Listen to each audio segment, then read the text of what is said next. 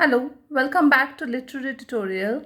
Our today's topic is archetypal criticism. It's a very important topic, so stay connected and watch till the end. Don't forget to subscribe my channel. Okay. Archetypal criticism.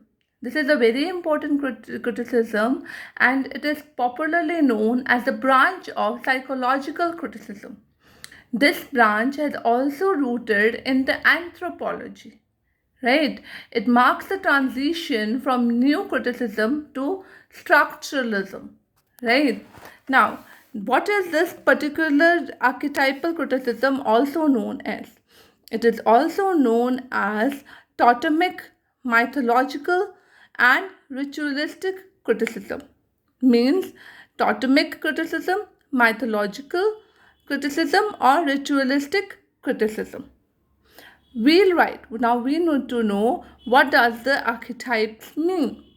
Wheelwright, a very important critic, he said that it is a discoverable fact that certain symbols such as sky, father, earth, mother, light, blood recur again and again in cultures so remote from one another in space and time.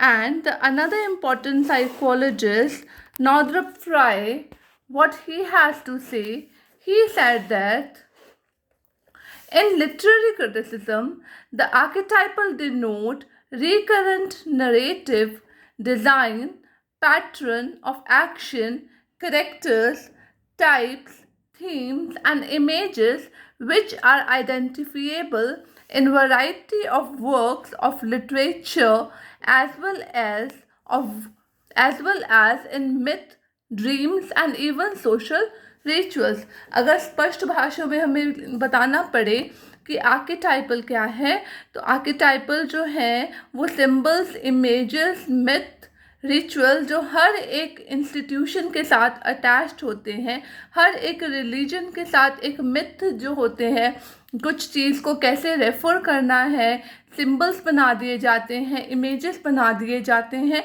उनको बोला जाता है, right. सबसे पहले मैं आपको बता दूं what does the archetypal word mean. The archetypal word has been derived from a Greek origin out of the two words archi and typos. Archi means beginning, typos means imprint or the forms, right? Some very important archetypes are water, sun, moon, color, circle, wise old man, great mother etcetera. जैसे हम movies में भी देखते हैं, कोई एक चीज़ आ जाती है, लाइक अगर थंडर आ रहा है तो हमें लगता है कि कुछ गलत होने वाला है, ठीक है. अगर बारिश आती है तो उसका मतलब एक अच्छा सा रोमांटिक मौसम है. अगर ग्रेट मदर है, बेचारी मदर है, उसका भी अपना एक सिंबल्स है. तो ऐसे बहुत सारे सिंबल्स हैं, हम पहले उनको एक स्टडी करेंगे. What are the important symbols, archetypes which we always come across, right? So these are the few archetypes we come across often, like archetypal women, the good mother, the terrible mother, and soulmate. Soulmate like Virgin Mary. Then we have water. Water क्या है? Creation का symbol है, birth death का symbol है, purification का. ये चीज़ें आम हम डेली लाइफ में ही देखते रहते हैं और उनको रेफ़र करते रहते हैं हम डेली लाइफ में. गार्डन को पैराडाइज के साथ, इनोसेंस के साथ, फर्टिलिटी के साथ, हमारे जितने भी वर्क्स लिखे गए हैं उनमें भी अक्सर ये आर्केटाइप्स यूज़ होते हैं, मिथ यूज़ होते हैं.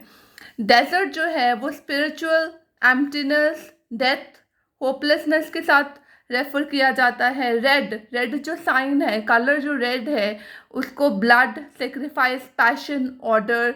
Greek, growth, fertility, hope. अगर नेगेटिव सेंस में ग्रीन को देखा जाए तो ये क्या दिखाते हैं? Death and decay. Then black जो है, black chaos, death, evil. Serpent जो है वो evil, sensuality, mystery, wisdom, destruction. तो ऐसे ये बहुत सारे आर्केटाइप्स है. You can jot it down if you want, right? So I think I don't need to go in detail with this. You can just go through it, right? Okay, now very important thing, first of all, that you need to know is the important critics. We have already studied the important key terms, and now we are going to study the major critics, major as well as the minor critics, important one, right? So first we will be talking about the major critics associated with the archetypal criticism. They are Maud Watkin, Northrop Frye, James Fraser, Karl जंग, right. अब इनकी जो books हैं, main जो books हैं 3 की बताई हैं मैंने, ठीक है। तो ये 3 मेन बुक्स हैं जो आपको रेफर करनी चाहिए, right. Archetypal pattern in poetry 1934, Northrop Frye, he is a Canadian critic, right. उन्होंने फियरफुल सिमेट्री लिखा 1947 में, एनाटॉमी ऑफ क्रिटिसिज्म लिखा 1957 में। जेम्स फ्रेजर जो एक स्कॉटिश एंथ्रोपोलॉजिस्ट हैं, उन्होंने द गोल्डन बो लिखा, which is a very important archetypal critic book, right, which is written from 1890 to 1950। इसको क्या बोला जाता है? इसको comprehensive survey of myth, ritual and religion of different society कहा जाता है, क्योंकि इसमें सारी जो सोसाइटीज़ हैं उनके बारे में, उनकी जो जितने भी मिथ या रिचुअल्स हैं उनको कॉम्प्रिहेंसिवली एग्जॉस्टिवली स्टडी किया गया है। Then we have Karl Jung, वो एक स्विस साइकोलॉजिस्ट है। Then we even need to understand who are the minor critic, क्योंकि क्वेश्चन आ जाता है who are the critics belonging to the archetypal criticism, तो उसमें कोई भी आ सकता है। तो माइनर क्रिटिक कौन कौन से हो जाएंगे? Wilson Knight, Robert Graves, Philip Wheelwright, जिसकी डेफिनेशन मैंने अभी पहले भी बताई थी उन्होंने, Richard Chase, Leslie Fiedler, Joseph Campbell, right. Now first we will be talking about what does the different authors have to say about archetypes. Fraser, he argues that the death birth myth is present in almost all cultural mythologies and is acted out in terms of growing seasons and vegetation, right. तो इन्होंने बोला है कि जितनी भी ये चीज़ें हैं ये आउट ऑफ सम हर एक जो बर्थ और डेथ की जो मिथ है वो हर कल्चर में, हमें हर जगह, हम अगर सिर्फ इंडिया की बात ना करें तो सभी जगह, ठीक है, ये बताई गई हैं इनके बारे में। It is acted out in terms of growing seasons and vegetation, right. तो मिथ इज सिम्बलाइज्ड बाय डेथ, ठीक है, फाइनल हार्वेस्ट, डेथ को फाइनल हार्वेस्ट बोला गया है और बर्थ को spring of the God of vegetation बोला गया है, ठीक है। फिर हम कार्ल जंग की बात करेंगे। He refers the term archetype to refer the experiences of our ancestors which get lodged in what he called the collective unconscious of the whole race. अब यहाँ पर क्या कार्ल जंग ने बात की है?